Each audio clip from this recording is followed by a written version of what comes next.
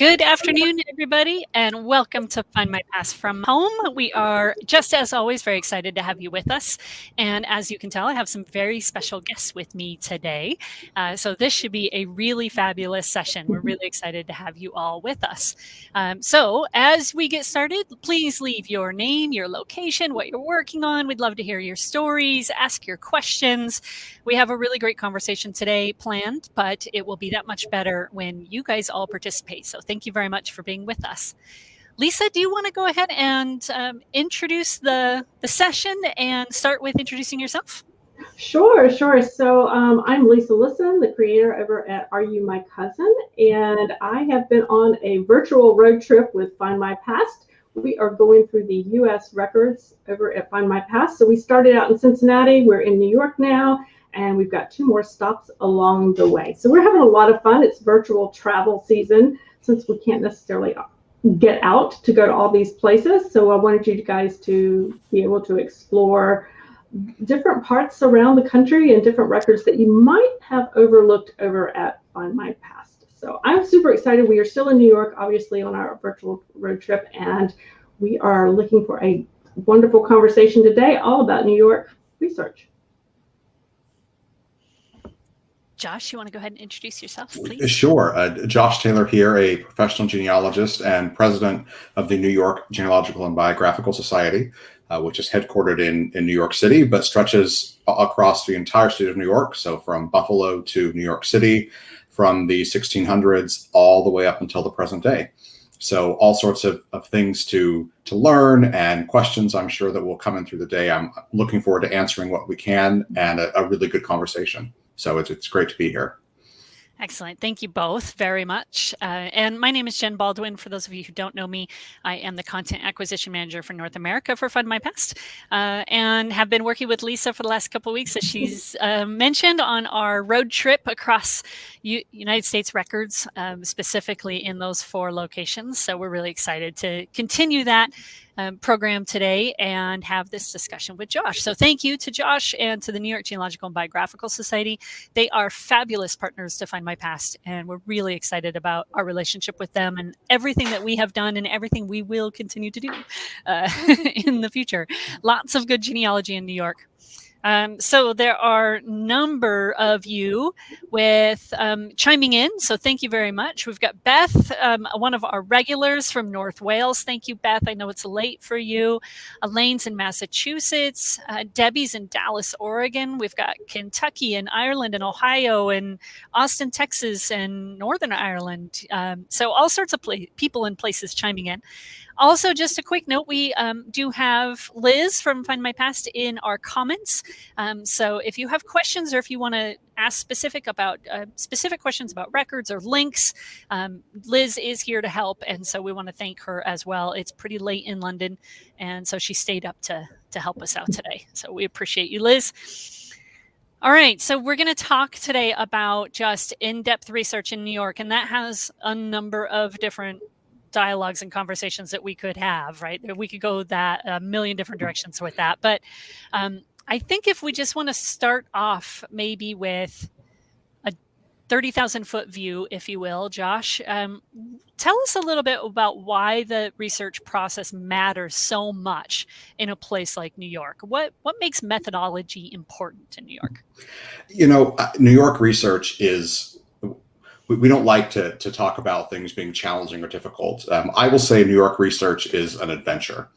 And because of the vast size of the state, because of the various historical events that happened here, and quite frankly, the role of migration and immigration, New York has a vast amount of records, but is very, very decentralized when you compare it to other states within the United States. So, for example, in New England, you can go back and start with vital records in some areas in the 1600s. In New York, there might be some substitutes, but New York didn't start recording vital records until the late 1880s, and compliance with that mandate didn't exist right at the beginning. And so trying to find a birth or a marriage in upstate New York, for example, in 1820, you're not likely to be able to pull a certificate from a local registrar's office or from a county courthouse.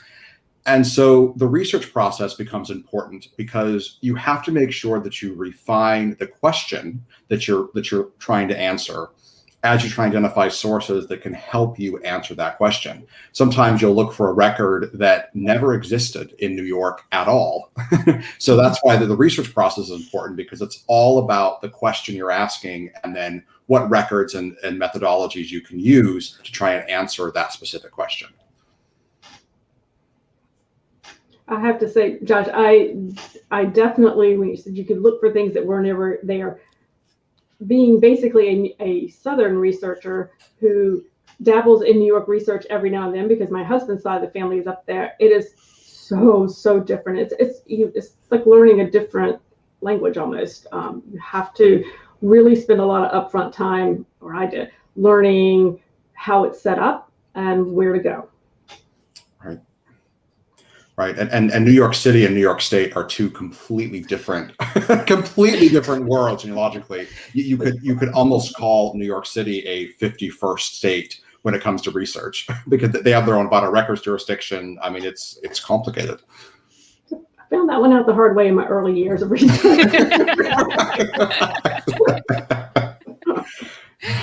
I got it sorted though. I got it all sorted. A little bit of patience, but yeah. There. Yeah, and that actually is a great tie, Josh. The difference between New York City and kind of the rest of the state. We have. So I was just going to post a comment. Alice is with us from Niagara Falls, just on the other side of the border, and so can you speak to us a little bit about the rest of New York, I suppose, upstate, and what we need to know? What are the essential things?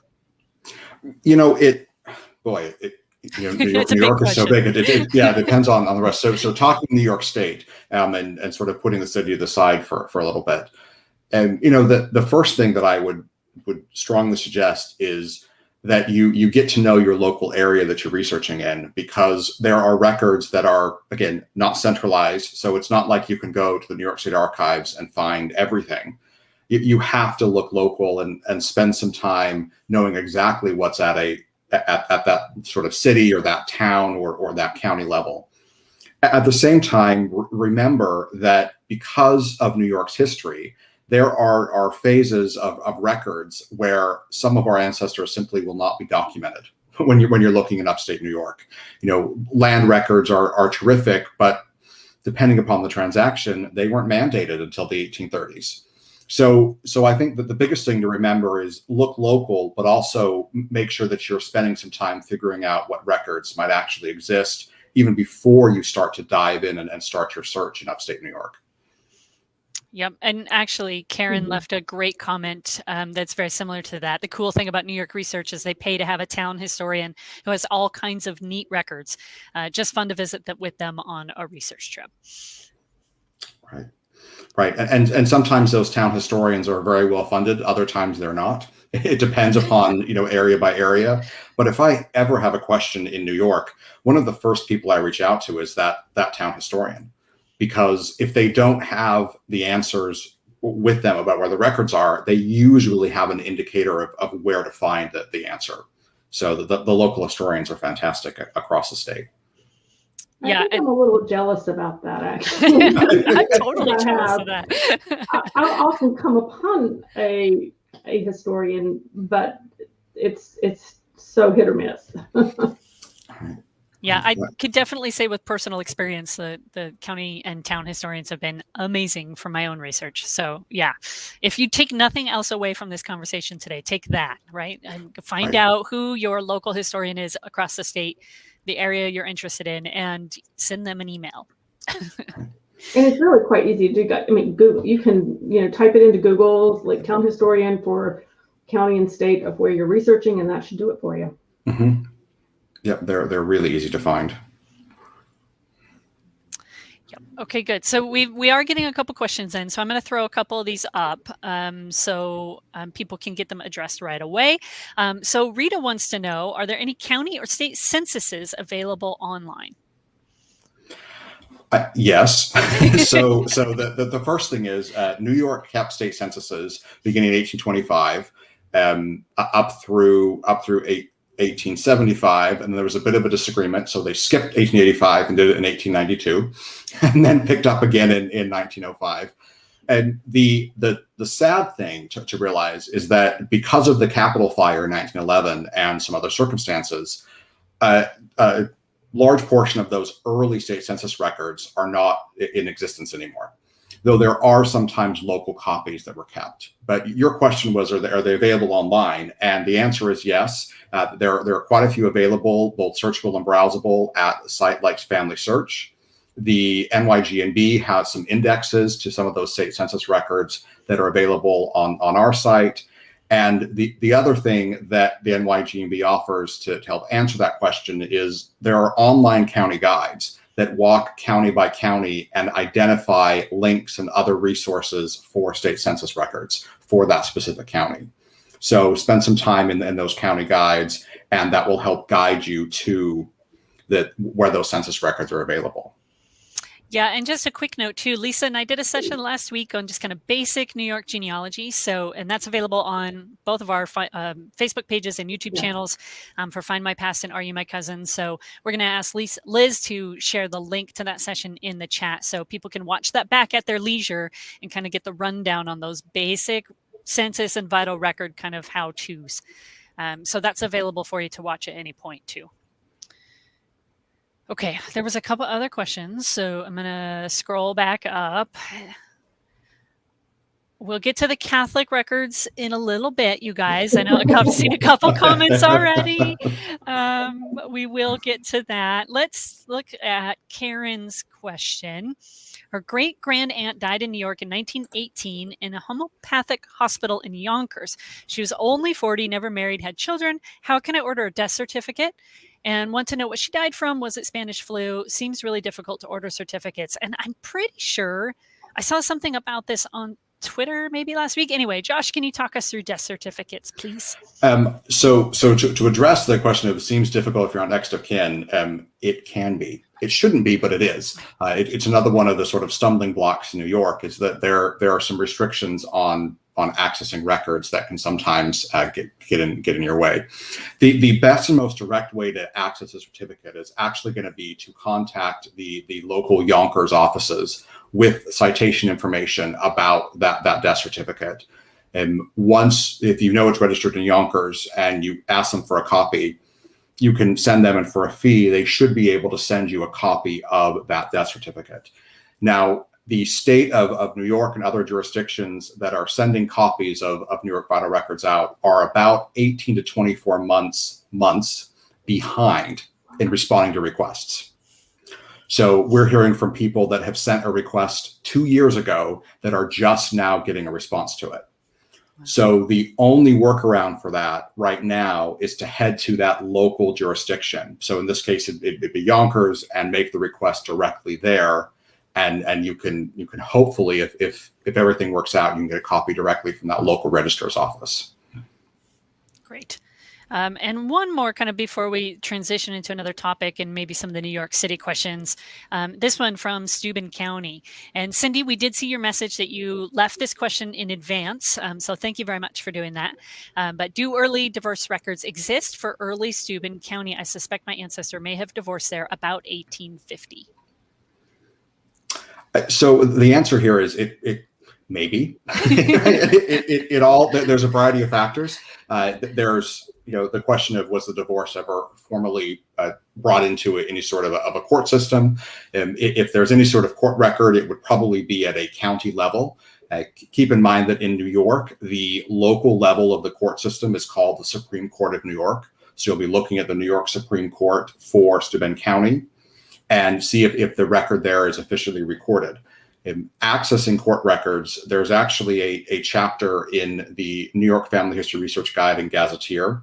Chapter 5 is all about court records to help sort of get you into some of those collections. They are most likely not going to be online.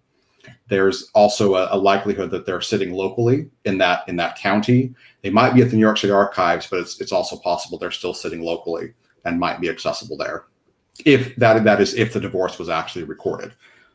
Other things to look for land transactions around that period between the parties that might have been going through the divorce to see if they're dividing up other forms of property or dowry rights or other things. That might be the only record of a divorce that you'll find is sort of the fallout of that. Great. And Karen is watching, and this comment made me chuckle a little. Much easier to get death certificates in the UK. 100%. And we're all laughing because, Karen, that's actually true across the entire country. United States is, well, let me say it the other way around. The UK is so simple to get vital records from compared to anywhere in the US. So yeah, we wish you good luck, Karen. Let us know if there's anything else we can help you with on that pursuit of yours. Yeah, I would actually reiterate though what Josh said about contacting the county where the death certificate. I do that here in North Carolina for my research, and you know, it's not unusual for, especially in the smaller towns. You know, they within 15 minutes they've emailed me a copy of it. Yeah, they tend to be very happy to help. So yeah. 15 minutes is fabulous. Yeah. Oh yeah. Oh yeah. She's like, let me look and see if it's here before you get off the phone. And I'm like, okay. Thanks. Josh, you've mentioned your publication a couple times, and we did talk about it last week as well, but I'll just throw in a small little clip for it. The New York, I might mess up the title, New York State Family History Gazetteer and Guide. I brought a visual aid with me. I'm glad you did, because mine's on the shelf back here.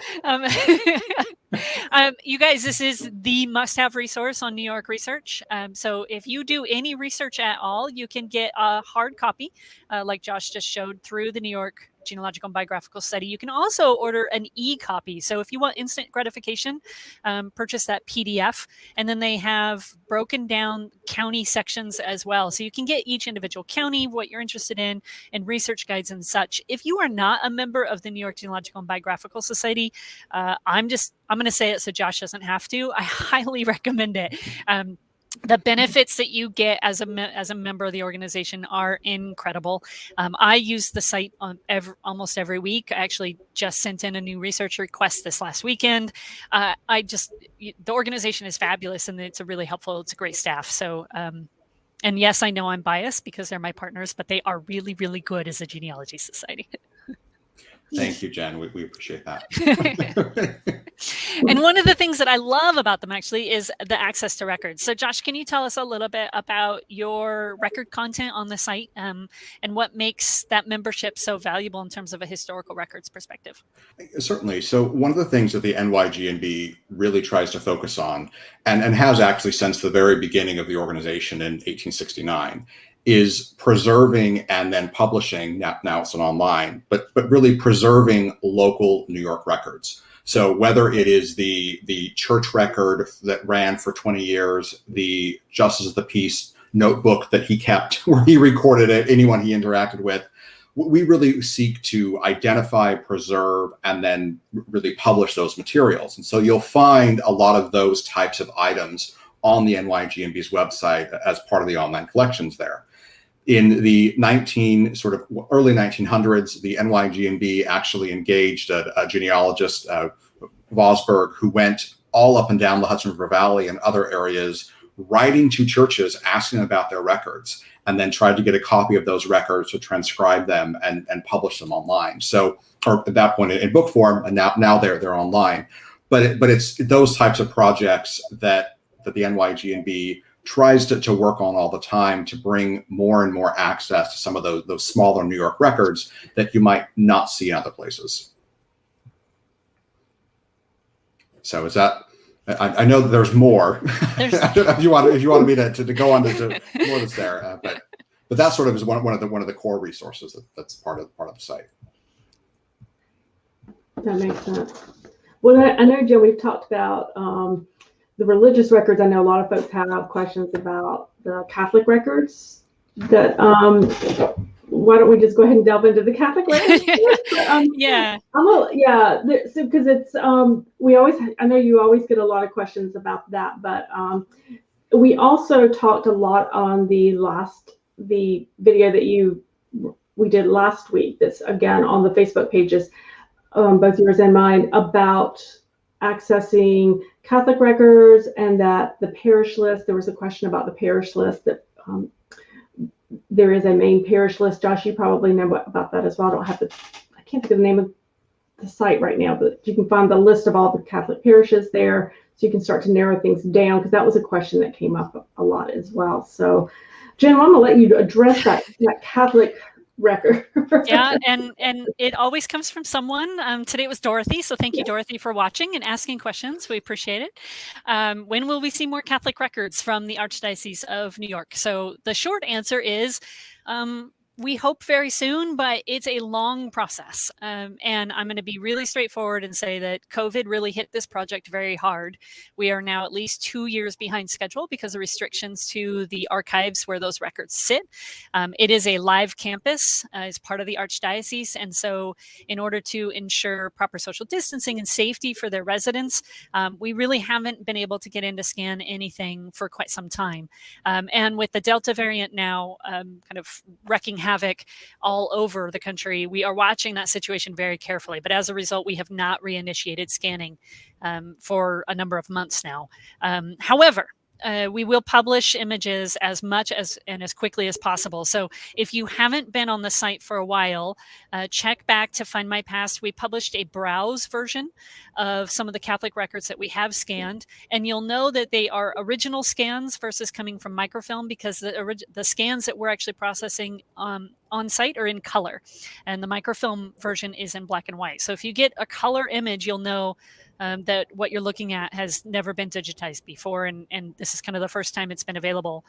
Keep in mind, too, that the partners that we work with that transcribe these for us, the index records, are in India, and they have also been severely hit by COVID. So long summary, or a quick summary, I suppose, is just we'll hope that you're patient with us, and we'll update with more details as soon as we have them. But for right now, we're not able to continue on the project as quickly as we had hoped. So again, thanks for the questions. Keep them coming. We love hearing about Catholic records. And the more you guys show interest, and the more important it becomes to us as a business. So please, please, please don't be shy about asking for those Catholic records. And you asked about the parish records list. I would refer people to the Archdiocese of New York website itself has a great parish finder tool on their website. So you can see a map of their parish and identify kind of the neighborhood of your ancestors and where the closest church may have been. Josh, I know you have references as well to other religious records, not just Catholic, but do you want to talk us through a little bit through some of the religious surveys and other tools that people can use to find religious records? Right, absolutely. So, and actually, before I do that, I do just want to thank Findmypast in this public sphere for the Catholic Records Project. It is a game changer for New York research. I can't say that enough. The number of people that come to us because they have broken through a brick wall because of those Catholic records it happens all the time. It raises more questions, but that's the fun of what we do. but to answer your question about religious records in New York, which really become important because they are substitutes for your birth, marriage, and death records. The WPA did surveys of New York State in the 1930s and 1940s, and those surveys will oftentimes identify where, at that time, the specific records of a denomination might be located. And so sometimes these records are still kept locally. They were still housed by the actual religious organization. In other cases, they've been transferred to other bodies. So, for example, there's a study center for early religious life at Cornell University in Ithaca, New York, that has some copies, both original and microfilm, of religious records for the areas in surrounding in some of those Western New York and Central New York regions, like Tompkins County and Cattaraugus County, that there are some records there.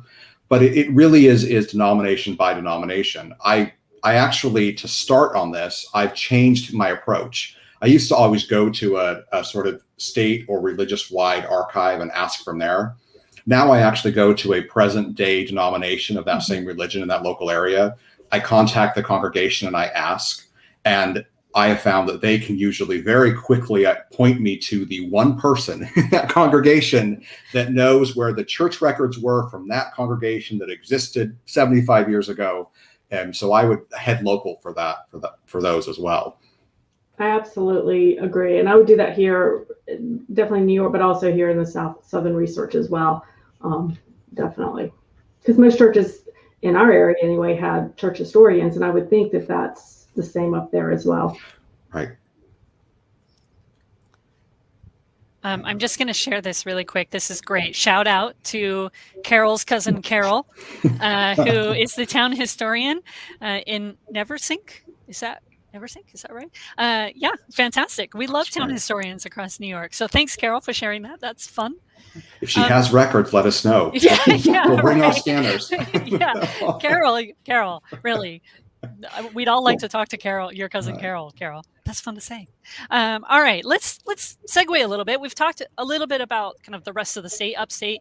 Let's move into kind of New York City itself. There are some pretty specific questions about researching in the city. We'll start with this one from Marion, who says, how can I find out who lived in a house in New York City in 1926? A relative stayed there on arrival to New York, and house history is increasingly popular.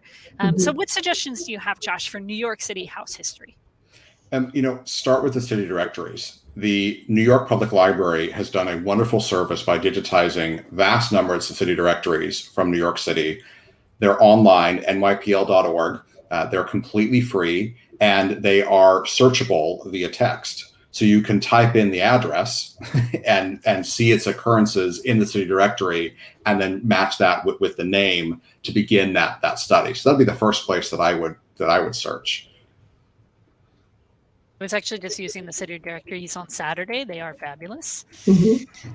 So good suggestions there. And then we have Nancy, who says, I have an ancestor's brother who was in bankruptcy court in the newspaper. Are those records available in New York City? So bankruptcy court records in general, I suppose. Yes. I laugh because this is one of those classic New York City, New York State situations. So there was a large number of New York County and essentially New York City court records that were finally transferred up to the New York State Archives about 3 years ago now. And the New York State Archives is still working to catalog and process those collections and open them for research. The NYG&B is actually working with the New York State Archives on a guide to their collections. And one of the interesting chapters that I read a couple of weeks ago was the draft of the court records chapter. So those records do exist for the most part, and they simply are in the hands of a new record keeper for now, and are still being processed before they're open for research. But they should be available. I can't give it an exact time frame. I know that the pandemic had all sorts of fallout for those repositories and processing, but if that particular instance was recorded and those records did survive, they've all been transferred and should be soon accessible up in Albany. Fabulous. Okay, Barbara would like to know about photographs of her great-grandfather's bakery located in Manhattan between 1890 and 1930. So another very similar to house history research, but suggestions for Barbara. I would start at the New York City Municipal Archives. They have wonderful photograph collections. There was almost a sort of citywide photo taken of nearly every property in the 40s, but they do have photographs that predate that period. So I would start with maybe what it looked like in 1940, and then jump back to the period you're interested in between 1890 and 1930. The other place to look is the New York Public Library's digital collections as well. They have a huge number of photographs and postcards that might include a picture of that bakery. I know that I tend to get lost on Flickr as well. I know a number of major repositories also have collections on Flickr, so you might try there in addition. And I would add, actually, maps could be really useful. It's not a photograph per se, but you'll get an understanding of the layout of the block.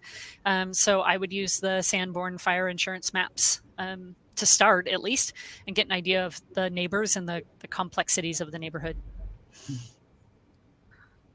Okay, Statue of Liberty question. Love it, but it's a different one. Wow. How can I find information on iron workers for the Statue of Liberty? Probably the base construction for his Italian immigrant. This is Dawn asking this question. Thank you, Dawn. Boy, I hate to pass this question along. However, I would contact the Ellis Island Foundation, the Statue of Liberty Ellis Island Foundation, to see if they have any indicator. I would imagine that these records are somewhere. What I would, and I can't remember who paid for the base construction, if it was federal, city, state, because that's going to be, the records are going to be connected somehow to the money. So you're going to want to, who paid for that, who had a responsibility and oversight in it, and then where might those records be located. And I want to jump on Google and look, but I will. But I would start with the Ellis Island Statue of Liberty Foundation first, because they'll know some more details there that I can't recall immediately. They just opened a new museum with all sorts of fun artifacts and things in it. I was just there a month or so ago. It's fabulous, and I'm sitting there. I mean, I went through the whole thing. I'm like, I don't remember who paid for that base. So right now, it's. I literally am Googling it. I should probably stop, but now I want to know. But it's a great question when you think about records, and this I know applies to other places, but in New York, it's so important to think of, well, who funded that, and how would I trace the money trail for that specifically? Because that is oftentimes where you'll pick up some of the tidbits. Okay, I found it. The United States began fundraising in 1877 for the construction of the pedestal through the American Committee for the Statue of Liberty. So it was fundraising, actually. The committee raised $125,000. So if you're following the money, you may want to start with that committee and see if their documentation, their manuscript collection is still in existence anywhere. And it is at the New York Public Library. At least there's correspondence there at NYPL. Fabulous. So great. So that's a place to start, New York Public Library, for the American Committee for the Statue of Liberty. And I'll put that in the comments for you, Dawn.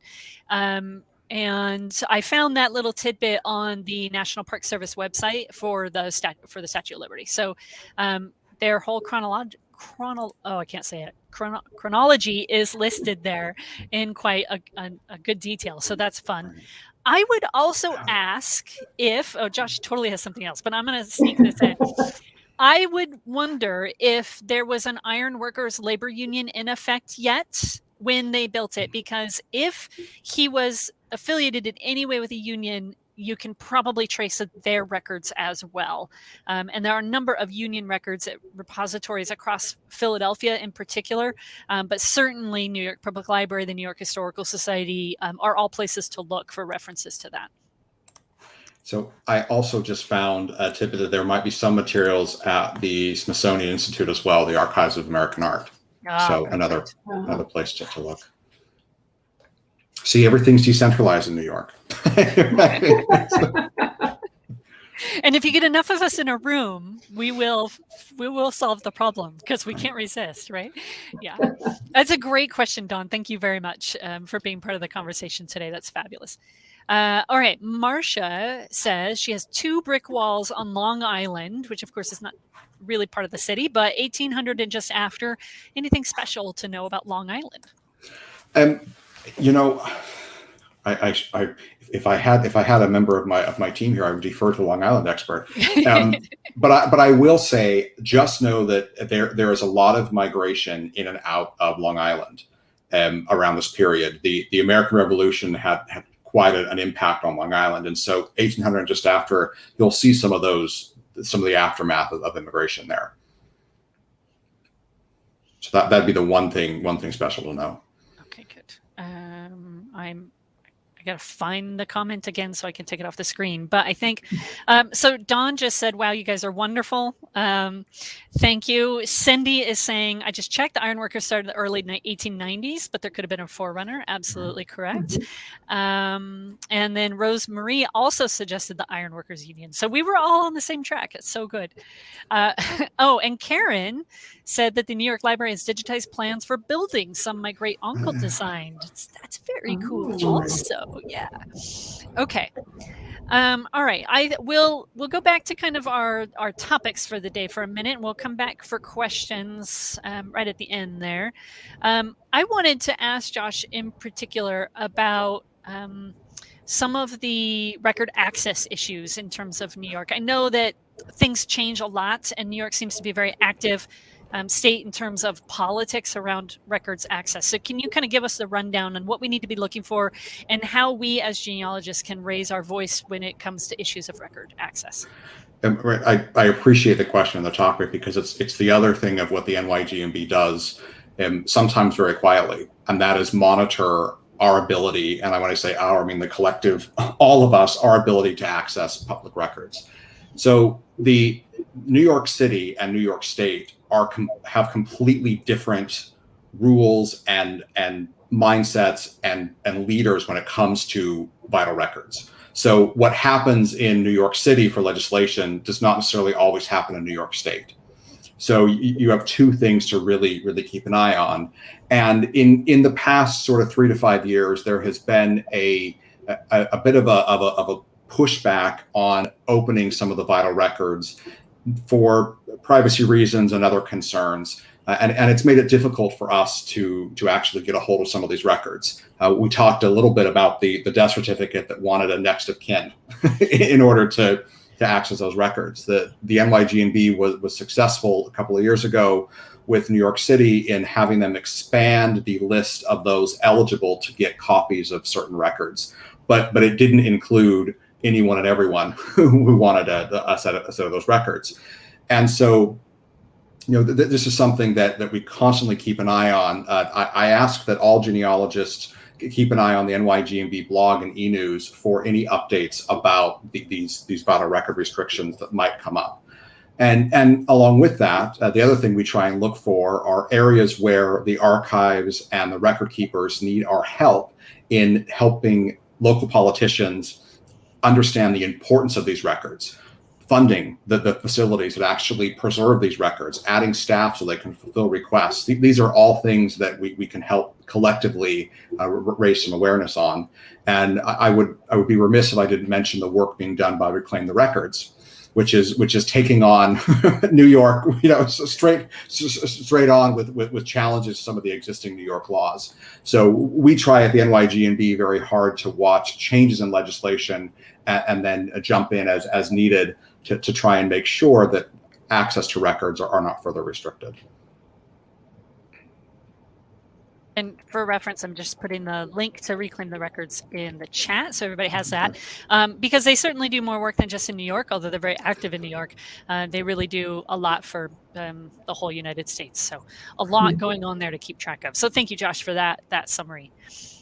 Lisa, I'm going to scroll comments for another minute. Do you have any questions that you wanted to ping over to Josh as well? One of the things, and I know that we had, somebody had asked it, I'm not sure who had asked it, sent it in ahead of time, had to do with the access to synagogue records that they're researching, especially closed synagogue records. I know I've had issues with that in researching my husband's side of the family. What do you suggest, or how would somebody go about learning more, accessing those records, if they're even available? Right. The one place to look is actually the Center for Jewish History, which is in New York City, cjh.org. And they can oftentimes help you identify if the synagogue is no longer in existence, where those records might have been kept. Sometimes those records are still kept at the local synagogue and require some work to get into. But the Center for Jewish History is just a phenomenal resource. And the NYG&B has done a couple of programs with them and learn more about the resources. Every time I learn about something from CJH, it's something new. There's so much there to uncover, but it'd be the first place that I would start. Oh, that's good to know. Yes, there is so much there to cover. I'm hoping next time I get to New York, that's one of the places I definitely want to visit, as long as everybody's opened back up and everything. Yeah, definitely. Because it's difficult to research those ancestors with the closed synagogues, closed churches as well. So, yeah. Did you find any other good questions in there, Jen? I did. Actually, Linda has a fabulous question. This is maybe one of my favorites today. Can you talk about how to find criminal records? I have a relative who was arrested for bigamy in New York, and I'm not sure where to start to find out what the outcome of the arrest was. Well,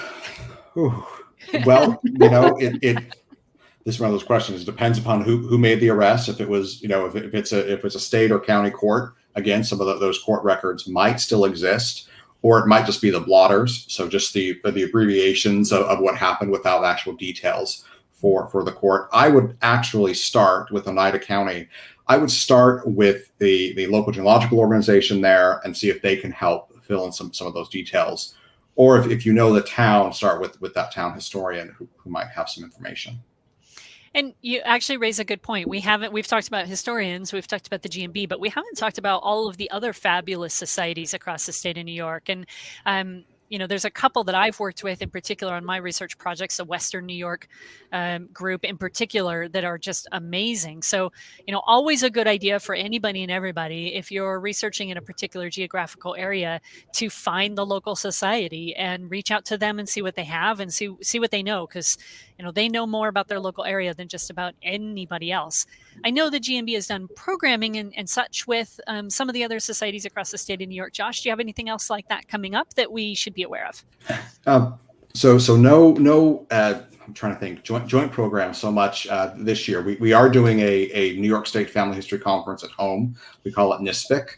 We're doing NYSFIC at home in September through October. It's a series of on-demand sessions and a couple of days of live streams. There's a free New York Fundamentals Day on September 10th. And then there's 2 live stream days on the 25th and 26th of September. But it's about access to about 30 sessions that are all about New York research. A lot of the questions that have been asked would be answered in some of those different sessions. And so we try and do a lot of those types of programs just to help you learn a little bit more about tracing New York. But that's the big thing coming up this year is the New York State Family History Conference at home. And in 2022, we'll be in Albany for New York State Family History Conference in person. So we're excited to get back to an in-person event. And that will be exciting because, conference plus state archives in the same place. Right, in the same place. Right. That's it's going to be, yeah. We're excited for that. I have every intention of going, even if I have to. I don't know what I'm going to have to do. I'll get there. Okay, let's see. There were a couple of early period questions. So let's start with this one from Carrie. Is there a specific place to look for Dutch ancestors in 1600 Brooklyn? So one of the best places to start is actually the record, or the New York Genealogical Biographical Record. That is the quarterly. It's peer reviewed, and it's put out by the NYG&B. It's been put out since 1870. And it's still put out every quarter to the present day. But many of the early records, the issues there focus on Dutch ancestry in and across Brooklyn and Manhattan and other areas. So it's one of the first places to actually look is the back issues of the record, because it's family compilations. It's going to be abstracts of church and religious records, and the index of the record is actually freely searchable on the NYG&B's website. But it's also available. You can search it through part of a Findmypast subscription as well. So you have 2 places that you can access the back issues of the record. And perfect introduction for a link. So thanks for that. The G&B team just wrote a blog post that was published on the Findmypast blog about how to best utilize the record. So we're going to share that in the chat as well. It's a fabulous article. It talks you through step-by-step kind of best practices through the record. And you have some other tools on the record that are really useful on your website. One of my favorite tools is the map. Can you tell us about the map for the record? So we've started doing basically interesting things with information that we have. And so we had someone about 5 years ago that had an idea and said, well, what if we start putting articles and things that are in the record on a map? And so we've begun mapping the record. So you can literally pull up a map of New York, either narrow it by the exact sort of religious denomination or title, keyword, or just search by place, and you'll see the pins that'll pop up for all the different record articles that have to do with that specific locality. So it's a really interesting way of engaging with the content. And in addition, a lot of the record articles might be a case study about a specific family. And so you might look at it and say, oh, I don't need to read this because it's not about my family. But if it's about a family that's in the same place at the same time as your ancestors, you definitely want to read that article, because you're going to learn the methods and look down at the footnotes and citations, and you'll figure out what that researcher used to research and trace that family. So that's mapping the record. It's one of my favorite toys, and we're also doing a religious records mapping as well. So we're taking religious records outside of the record that we know of and are putting them on a map as well. But that's still in-house, slowed down a little bit by the pandemic, but it's something we're working on as well. That's a nice tease. Let us know when that's out. Absolutely will. Y'all know how much I love a map. Great. So thanks for that. It's another early period question. Mark has an ancestor who came from Ireland, raised in the county of Ulster, participated in the French and Indian War, dies in 1767 in Orange County, listed in the New York colonial muster rolls, and some service information. Where else can he look for early information from this period and this location? So one place you can look, because there's a military connection, is the New York State Archives. So in Albany, they'll have some materials there. And because you're in Orange County has a great genealogical society. The Orange County Genealogical Society might also be a place to look at as well. But I'd start my extended search there at the New York State Archives. Great. And I love this one from Carol. Other states hang it all out. New York and New Jersey are impossible. I really wanted to be able to say that without laughing. Carol, I didn't do it. Yeah. Not impossible, just fun. Just fun, right? That's one of the ways that one of the things that makes genealogy fun, right? Is that it's a challenge and we get to play detective. And so it's not impossible. It's delightful. Maybe delightful's too far. Okay.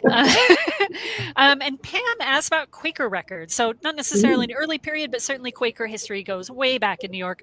And they are considered some of the best among religious records for a variety of reasons. So any suggestions for deep dive into the Nine Partners community? Oh, Pam, what time period? Because my Browns were in the Nine Partners Society of Friends. And one of the places that I would actually start for a deep dive within that collection is the records of Swarthmore in Pennsylvania. Some of those association records might be able to give you some further context. And there are sort of published transcriptions of some local manuscripts and records from that area that might also help to give you more details there. But I'd start there with the sort of the archive in Pennsylvania, and I'm trying to remember if there's been. I don't think there's been a discrete sort of history written. There's a couple of sort of New York Quaker histories that have been written that are social histories that might give you some more details that mention Nine Partners, but I don't know that there's a precise book that's on the Nine Partners Association. Yeah, I'm not sure about Nine Partners in particular, but I did have a conversation a couple of years ago, I guess, before COVID, with the archivists at Swarthmore, who were fabulous. And they sent me a list of Google Books that has been kind of curated on New York yearly meetings. So I will put it in the chat because they're just public domain texts. And also we'll just hint that at some point in the next few months, these will also be published on Findmypast. I know. And you didn't share. Now you're sharing. I know. Business secrets and everything. But they're great references, actually. And they, Quaker records, they take a little bit of digging because you have to read through the text. And there's a lot of names, and they're not a very typical marriage or baptism type situation. Mm-hmm. So understand the religion that you're working in. There's some unique materials around the Quaker faith. And I'm already being called a tease on the chat. That's great. Yeah. But it is fascinating religion. And they often include references to people who were not necessarily a member of the church. I know in the Irish collection that is on Findmypast, there are a number of people in that set that are not Quakers that are included in their records for one reason or another. Mm-hmm. Well, and you bring up a good point. I mean, Jen, it is the Quaker. It is a unique. It's different than the others. So it's important to understand what was important to them and to really understand their faith to be able to understand what those records are telling you. Yeah. Why? And the question we should always ask is, why is the record being created in the first place? Because they weren't creating these records for us, actually, believe it or not. I think they should have, obviously, but they did not create these records for genealogists in the future. Okay, another religion question. I think this one is a great one. Elizabeth says, my ancestors spent time with the Shakers in New York. Are their records available? Another fabulous minority religion. It's true. And the answer, I don't know the answer, but I'm going to look in NYFRG really quick and see if NYFRG, I don't have NYFRG memorized. But I can't reach mine. I love that. We just all immediately go to our bookshelf. Okay, we're going to look this up. And we'll have a couple sources going. But in the meantime, June has an offer for everybody that is watching today. I have an insurance agent book from New York City. If you have a name you wish me to look up, please send me a messenger text through Facebook. Wow. So thank you, June. That is incredibly kind of you. It might be helpful to know what the time frame is for that publication. So if you want to leave a secondary comment, maybe in your thread there on the comments, June, let us know what the year range is that we can take advantage of that. Yeah. Okay. So thank you very much for that. All right, I have a sort of answer. But it's not a complete answer. So the best advice from NYFRG is to actually look in the NYG&B surveys that of different religious denominations that were done to see if they're sorted typically by geographic locations. So you can look at them by county or by town to see if any of those records were pulled out as part of Bosberg's search. So that's the first part to the answer. And if that doesn't help and you're not able to find anything there, email the NYG&B and we'll get back to you with more information.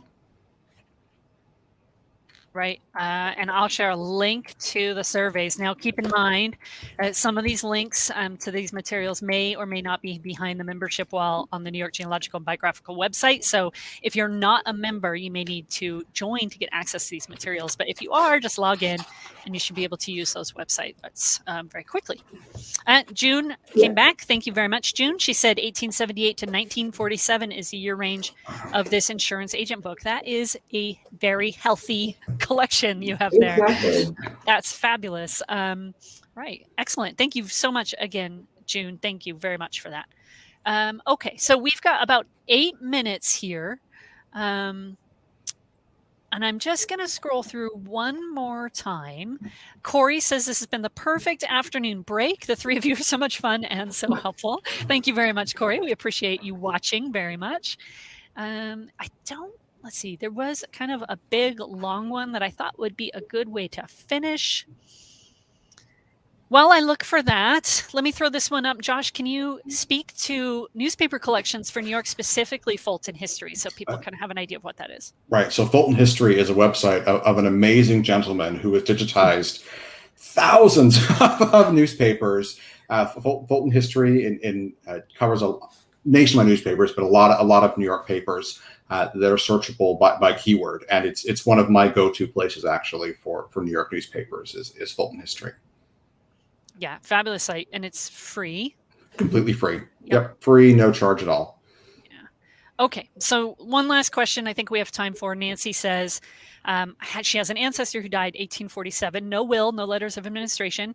The children all lived in several counties. How does this relate to changing court system or the chancery courts? It's actually a really good question, because it's very, very likely and possible that there was no legal requirement for your ancestor to have filed a will or for them to even put the estate through probate. If, depending upon the value of the estate left and what that individual had done before they passed away, it's very possible there was just simply, they weren't required to do it. And so there's no record. I find probates and administrations for very few of my New York ancestors. What I normally do find are, prior to their death, whether it be 20 years or 10 years or 5 years, I will see deeds of them selling their property or giving their property to other members of the family if it's there, sort of divest of what they have. But it all depends upon how much they had, sitting there in the beginning. But really, the answer to that is they probably simply were not required to file any sort of an estate or a probate process or surrogacy in New York. They didn't have to go through surrogate's court at all for that. And so there might never have been a record created because legally there was no reason to create it. Fabulous. Thank you. Okay, so 2 last comments I want to share before we log off for the day. Debbie actually commented, how can I save the chat? And we answered this for you, Debbie, in the chat, but just for everybody's reference, this video will be preserved on the various Facebook and YouTube channels. So you can watch it back at any time, and you can read the comments and the chat through Facebook or YouTube whenever you prefer. So you can come back to this page, the Find My Past page, or Lisa's Are You My Cousin page, to see the video and to read through the comments and get all those beautiful links that we've been sharing the whole time. So thanks for everybody who's contributed to that. Also want to mention really quickly, just a quick shout out to the G&B's volunteers. I know that you have been heavily involved in working on a project to index the land records in partnership with Family Search. And I think that would be a great way to end our conversation today. If you want to give us a little bit of information about how people can contribute to that effort. Right. So for about 3 years now, the NYG&B has been working with Family Search to index the county land records. So the grantor and grantee indexes that exist in the Family Search collection. So they have not all 62 counties, but a fair number of counties. And I think we just passed 30 million names indexed out of that collection. To be honest, we don't know how many names are there because no one's ever indexed it before. But we have volunteers working all the time on those collections. To find out more, go to the New York G&B's homepage, newyorkfamilyhistory.org, and there's a link there to volunteer projects, and you can learn more about joining the indexing project. But working with Family Search is great because they just keep putting up more and more records. And it's amazing at how quickly and accurately volunteers can index those land records. But it's already really changed the way that a lot of us approach New York research, because it will pull land transactions in counties that you might never have realized a family lived in because they migrated across New York. And it's already brought some surprises for me. So it's fabulous. It's a fun project. Excellent. All right. Well, thank you. We have 3 minutes left. So I'm going to open the floor for any final thoughts from either one of you, Lisa or Josh, and a big thank you to everybody who's watched with us this afternoon. We really appreciate you all being with us. So any last comments? Oh, yes. Thank you so much, everybody, for taking time out to join us. I know. Thank you, Josh, for coming on. As a Southern researcher, I have learned a lot. As I've gone on this road trip with Jen to these Find My Past records, but just going into New York, because I do some research in New York for my husband's side of the family, and it's been an ongoing learning process. And I've learned more today too. So thank you, Josh, for sharing your knowledge with us and just getting the creative juices flowing again on some of these research projects. So thank you. Well, thank you. And I want to thank you too, Lisa. I actually have some North Carolina lines I need to work on. So I have, you get so focused in New York and you just forget about other areas of the country.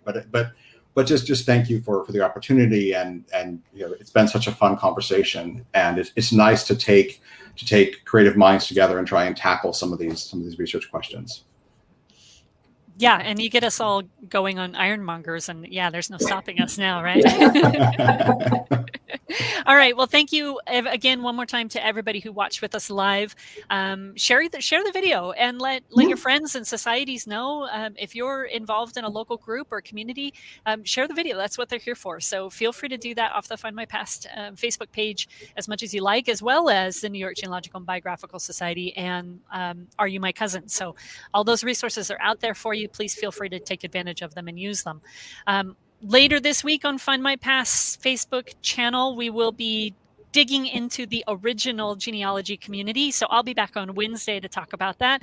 And then our usual Find My Past from home on Friday with our new records collection. I promise you guys, you are not going to want to miss the record release this week. It's very exciting. So please make sure that you're paying attention on Friday if you want a fun-filled research weekend. Should be a good one. All right. Thank you all very much for joining us, and we will say goodbye until next time. Take care of yourselves, take care of each other, and we'll be back soon. Thanks so much. Bye, guys.